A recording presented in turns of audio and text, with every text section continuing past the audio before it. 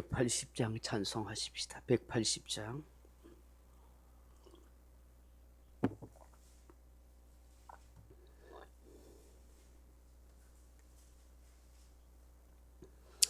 하나님의 나팔 소리 천지진동할 때에 예수 영광 중에 구름 타시고 천사들을 세계 만국 모든 곳에 보내어 구원받은 성도들을 모으리.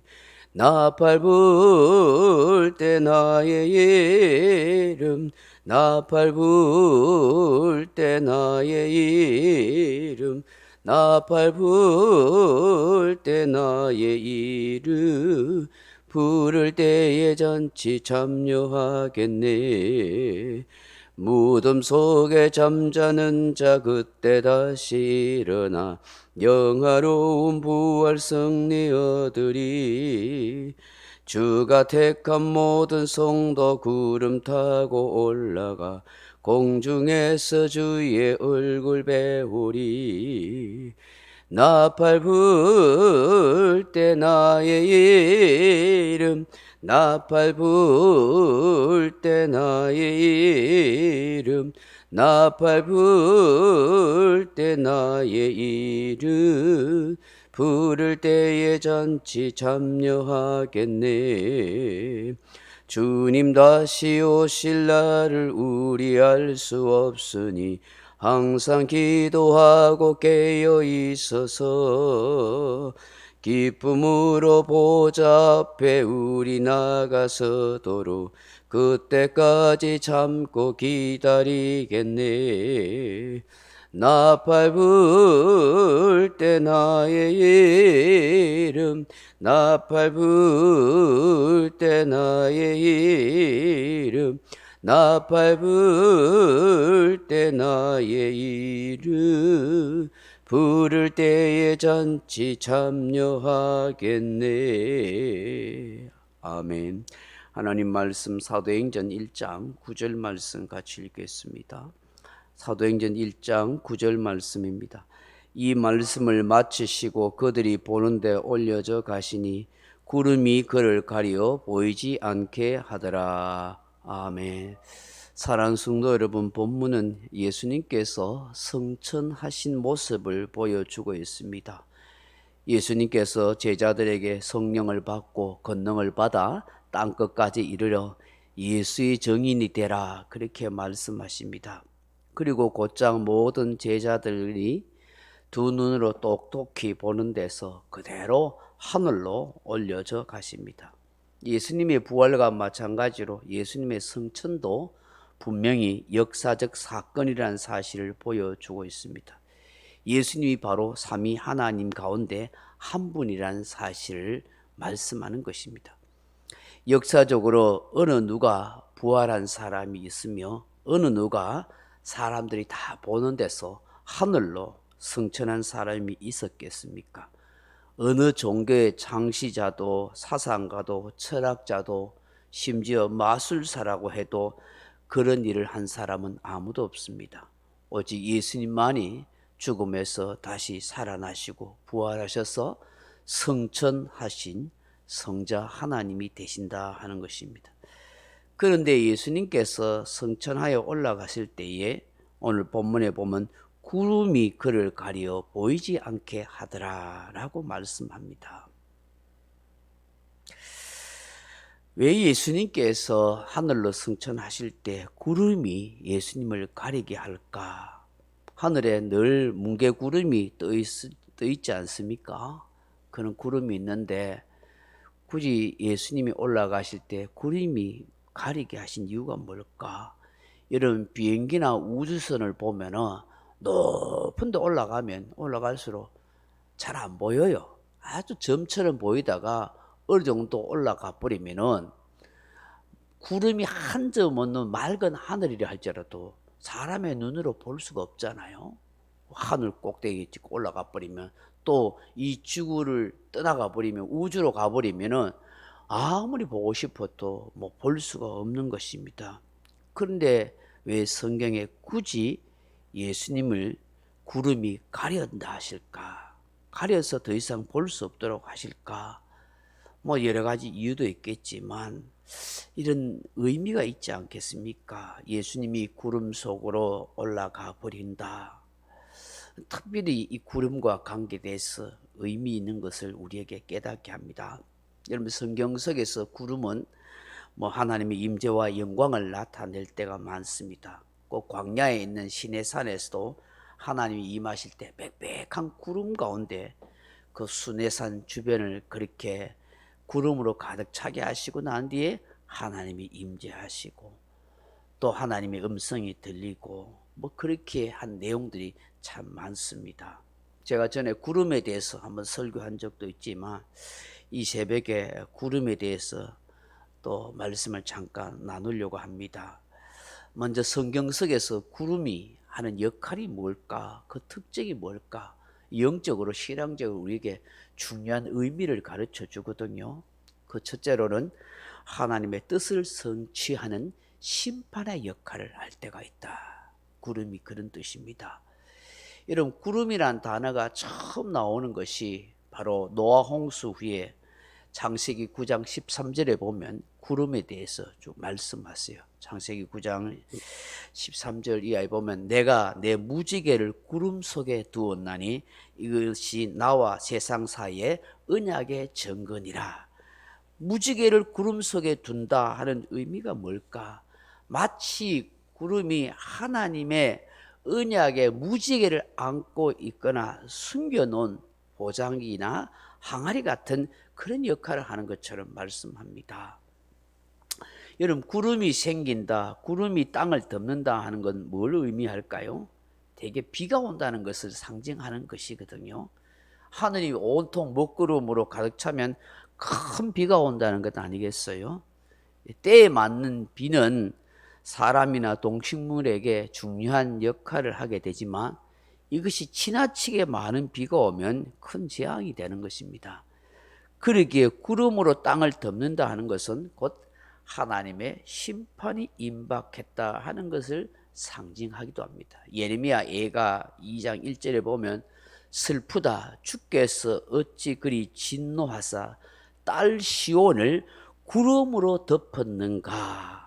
이스라엘의 아름다움을 하늘에서 땅에 던지셨으며 그의 진노의 날에 그의 발판을 기억하지 아니하셨도다. 그렇게 말씀하여 이처럼 구름이 곧 하나님의 심판을 상징하기도 한다.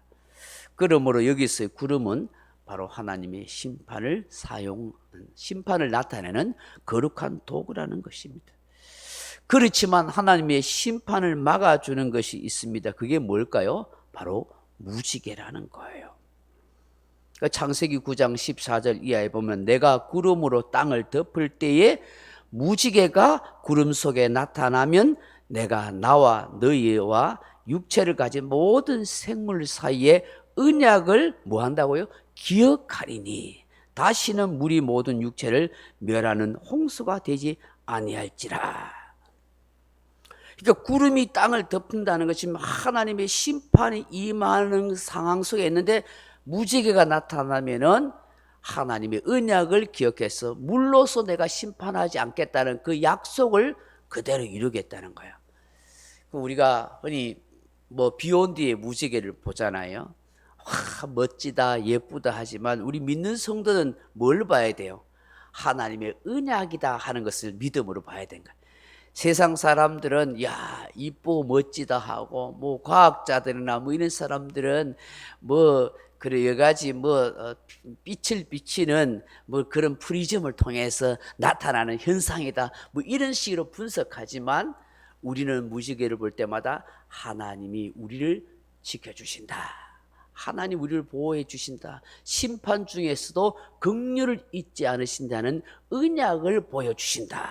그렇게 우리는 믿게 되는 것이죠. 이것이 바로 무지개가 뭐예요? 바로 영원한 언약이 되시는 예수님을 상징하는 거예요. 우리의 구속자 되신 예수님. 여러분 예수님을 통해서 세상을 심판하려고 하시다가 예수님을 통해서 우리를 구속하시고 구원하신다는 것을 보여주는 거예요. 그래서 누구든지 무지개를 보는 사람마다 하나님이 우리를 구원하시고 우리를 지켜주신다는 언약을 기억하듯이 십자가에 높이 달리신 예수님을 바라보는 사람마다 우리는 구원과 구속함의 은혜를 입을 수 있다는 하나님의 언약을 기억하게 되는 거예요. 요한복음 3장 17절에 하나님이 그 아들을 세상에 보내신 것은 세상을 심판하려 하심이 아니요 그로 말미암아 세상이 구원을 받게 하려 하심이다. 그렇게 말씀하는 거예요. 그러니까 하나님이 이 세상 사람들을 구원해 주시려고 물로서 더 이상 심판하지 않겠다고 무지개 언약을 주시는 것처럼 하나님이 더 이상 이 세상을 심판하지 않겠다, 구속함의 은혜를 보여주겠다 하는 언약으로 영원한 언약이신 예수님을 보여주신다 하는 것입니다. 하나님은 끊임없이 우리를 용서하시고 구원해 주시는 하나님의 언약, 바로 무지개가 예수님이시다. 그래서 그 예수님을 늘 생각할 때마다 우리는 감사하고 찬양하게 되는 것이죠. 둘째로 구름은 무엇을 상징할까요? 우리의 부정과 허물과 잘못을 덮어주시는 하나님의 은혜를 상징하는 것입니다. 이 구름이란 말이 원어로 아나안이라는 단어에 이 원형을 보면 덮다 하는 뜻입니다. 덮다. 구름이 하늘을 덮는다 혹은 땅을 덮는다 하는 의미이기도 하지만 영적으로 구속사고적으로 볼 때 거룩하신 하나님이 우리의 연약함과 허물과 죄악과 수치와 부끄러움을 다 덮어주신다. 구름으로 덮듯이 우리의 허물과 죄악을 다 덮어주시는 것입니다. 출애굽기 24장 16절에 보면 여호와 영광이 시내산 위에 머무르고 구름이 엿새 동안 산을 가리더니 일곱째 날에 여호와께서 구름 가운데서 모세를 부르시니라. 6일 동안 구름이 쫙 덮어 있어요. 6일 동안 우리 이스라엘 백성들의 모든 허물과 부끄러움을 쫙 가려주시듯이 일곱째 되는 날에 하나님이 모세를 구름 가운데 부르시는 거예요. 일곱째 날에. 일곱이라는 숫자가 완전수거든요. 완전한 허물과 죄악을 가려주시고 구름 가운데 주님을 불러주신 거예요. 그 옛날 구름으로 덮어 거룩하신 하나님과 죄악된 인간 사이를 구별해 놓으셨어요. 그 구름이 덮어짐으로 인간에게 임할 심판을 잠시라도 유보할 수 있었던 거예요. 구름으로 덮는 거란 것은 거룩하신 하나님 앞에 인간이 함부로 나아가지 못할 뿐만 아니라 우리 인간의 허물과 죄악과 수치를 잠시 덮어주시는 하나님의 은혜를 상징하는 거예요. 예수님의 십자가는 그 어떤 죄와 허물과 수치와 부끄러움도 영원히 가려주고 덮어줄 수 있다는 것을 우리에게 상징적으로 말씀해 주는 거예요. 그러니 얼마나 우리가 감사해요. 우리가 참 교만하지 말고 오만하지 말 것은 뭐 잘난 척할 것 없어요. 다 하나님께서 우리 인생을 다 까발리 버리면은 우리는 여기요 있을 사람 없어요. 쥐구멍도 못 찾아요. 왜 우리 속으로 생각으로 입술로 지은 죄들이 많은지 몰라요. 우리의 허물과 수치와 부끄러움을 다 까놓으면요 전부 다 죄인 투성이에요. 못나고 부족하고 허물 많은 죄인이고 수없이 죄를 짓고 가 있는 우리를 다 주의 십자가로 덮어주시고 가려주시고 우리의 부끄러움과 수치를 다 덮어주신 은혜 때문에 사는 거예요. 그 착각하지 말아야 돼요. 내가 기도를 많이 하고 내가 착한 일을 많이 하고 내가 봉사를 많이 해서 뭔가 내가 떳떳한 것 같고 뭔가 선한 것 같고 뭔가 의로운 것처럼 보여도 아니에요. 다 허물과 수치와 부끄러운 죄인일 뿐이에요. 하나님의 거룩한 그 영광과 말씀의 기준에 살펴보면요 아무도 그 하나님의 이를 자가 없는 거예요. 그 성경 의인은 없느니 하나도 없다고 하잖아요. 다 죄와 허물로 가득 찬 인생인데 그런 죄인된 나를 다 덮어주셔서 멀쩡해 보이는 것이지 실제로는 영적으로 보면 그렇지 않아요. 그래서 늘 우리가 죄인된 마음으로 주님 앞에 회개하고 하나님 돌아보니까 또 이런 죄를 지었네, 또 쓸데없는 말을 하고 또 못난 입술로 말로 죄졌네요. 품지 말아야 할 생각들을 품고, 네? 남을 무시하고 비난하고 판단한 죄를 돌았으면 또 짓는 게 그게 인간이야. 회개하고 돌았으면 짓는 게 죄인 된 우리들이란 말이에요. 또 까먹고 사는 게, 수도 없이 하나님의 은혜를 잊고 까먹고 사는 게 우리 인간이라는 거예요. 그래서 늘 주님 앞에 죄송하면서도 감사하고, 늘 은혜 붙들고 십자가 붙들고 살아가면서 주님 앞에 몸둘 바를 몰라야 하는 거예요. 그걸 깨달아야 되는 거예요. 그 못 깨달은 거예요. 성경 말씀대로 종교에 처하나 깨닫지 못하는 것은 멸망하는 짐승과 같다고 하는 거예요. 아무리 존귀한 인생이고 은혜 받은 인생이라도 못 깨달으면요, 별 수 없는 짐승 같은 인생이 된다는 거예요. 깨닫는 게 뭐예요? 내가 늘 죄인이라고 깨닫는 거예요. 허물 많은 인생이 되는 거예요. 순간순간 내가 교만해지고 기고만장해지고, 순간순간 내가 뭔가 잘난 척하고 남보다 나은 것처럼 있는 걸 생각하는 거 부끄러워요.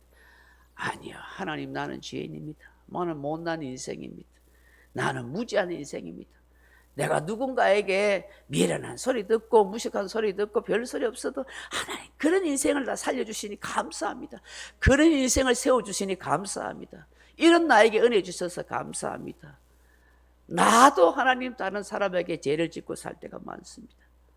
그런 나를 덮어주시고 가려주시고, 주님이 나를 그래도 존귀한 인생으로, 그래도 사랑하는 인생으로 삼아주시니 감사합니다. 세상 사람 날 몰라줘도요, 내 아내, 내 남편, 내 자녀, 내 교우 아무도 몰라줘도 주님 알아주시면 됩니다. 주님 내 마음 아시지 않습니까? 내가 주님 앞에 날마다 은혜 입기를 원합니다. 이 마음 갖고 살면 되는 거예요. 셋째로, 구름은 뭘 상징할까요? 하나님의 영광과 임재를 상징합니다. 출애굽기 16장 10절에 보면, 아론이 이스라엘 자손이 온 회중에게 말하며 그들이 광야를 바라보니 여호와의 영광이 구름 속에 나타나니라. 출애굽기 34장 5절에도 여호와께서 구름 가운데 강림하사 그와 함께 거기 서서 여호와의 이름을 선포하실 때, 아론도 모세도 하나님의 영광의 임재 앞에 함부로 들어갈 수 없고 설 수 없었어요. 하나님의 사원이고 일꾼이기 때문에 하나님이 부르실 때까지 구름으로 딱 가려서 함부로 나갈 수, 그 영광, 하나님의 영광과 하나님의 임재 가운데 있기 때문에 하나님이 부르시기 전에는 아무도 나아갈 수 없어요. 그런데 오늘 우리는 성령의 은혜와 성령을 충만을 받고 예수의 이름으로 하나님의 영광 앞에 나아갈 수 있으니 얼마나 큰 은혜를 누리고 사는 거예요. 마지막으로 하나님의 보호하심을 상징하는 거예요. 구름이.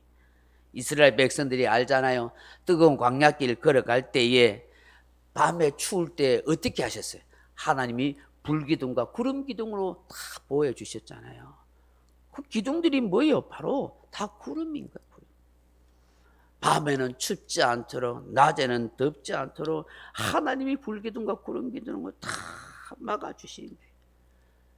출애굽기 14장 20절에 보면, 애굽 진과 이스라엘 진 사이에 이르렀으니 저쪽에는 구름과 흑암이 있고 이쪽에는 밤이 밝음으로 밤새도록 저쪽이 이쪽에 가까이 하지 못하더라. 그렇게 애굽의 군대가 홍해를 건널 때 막 쳐들어올 때에 하나님이 뭘 막았어요?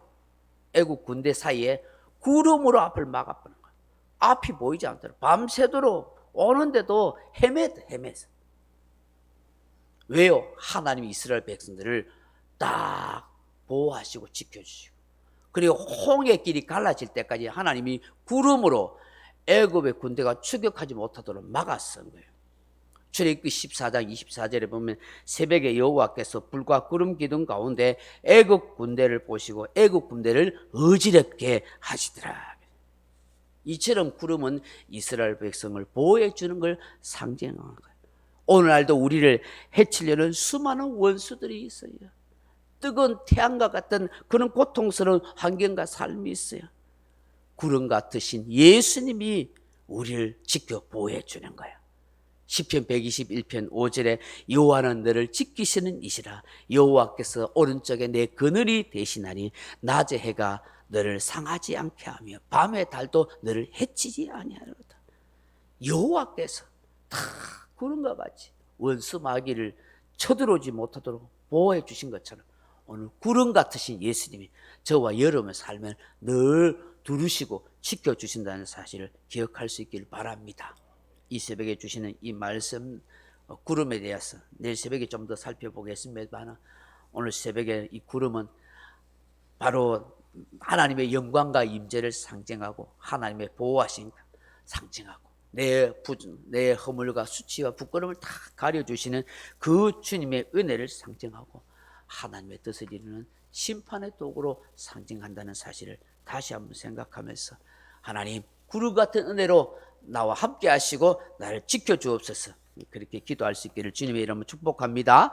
명령과 선포합니다. 1. 나는 주님의 은혜로 모든 일에 날마다 점점 더 좋아지고 있다. 나는 오늘부터 다른 사람의 비난, 오만하거나 비판, 판단, 정죄하지 않겠습니다. 나는 하나님 다음으로 나를 사랑한다. 나는 나를 사랑한다. 교만은 독약이다. 그 어떤 경우에도 감사합니다. 나는 내 안에 살아계신 예수님 때문에 행복하다. 있을지어다. 그대로 되니라. 좋았더라. 아멘. 각자 기도하시다.